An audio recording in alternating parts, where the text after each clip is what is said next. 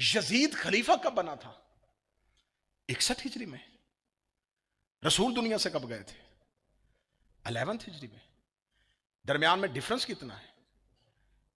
50 سال. اس کا مطلب ہے کہ مولا رسول اللہ کو دنیا سے اور یزید کے درمیان 50 سال ہے. 50 ایئرس. ایک جنریشن نہیں گزرتی.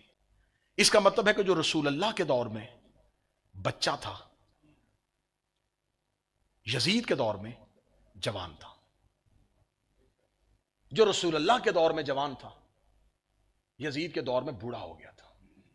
یعنی کہ ابھی وہ جنریشن زندہ تھی جنہوں نے رسول کو اپنی آنکھوں سے دیکھا تھا.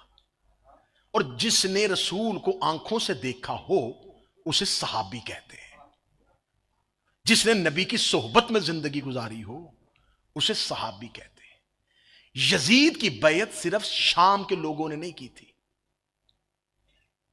دنیا کے تیسرے حصے میں اس کے گورنرز نے اس کی بیعت لے لی تھی. اس کا مطلب ہے کہ اس دور کے جو کروڑوں لوگوں نے یزید کی بیعت کی، اس میں وہ لوگ موجود تھے جنہوں نے نبی کو اپنی آنکھوں سے دیکھا تھا. تو اس کا مطلب ہے کہ قتل حسین میں وہ لوگ شریک تھے جنہوں نے نبی کو آنکھوں سے دیکھا تھا. اور جنہوں نے نبی کو آنکھوں سے دیکھا اسے صحابہ کہتے ہیں. اب میری قوم کے کسی بچے پہ اعتراض کر کے یہ سوال نہ کرنا کہ حسین کو قتل کس نے کیا ہے.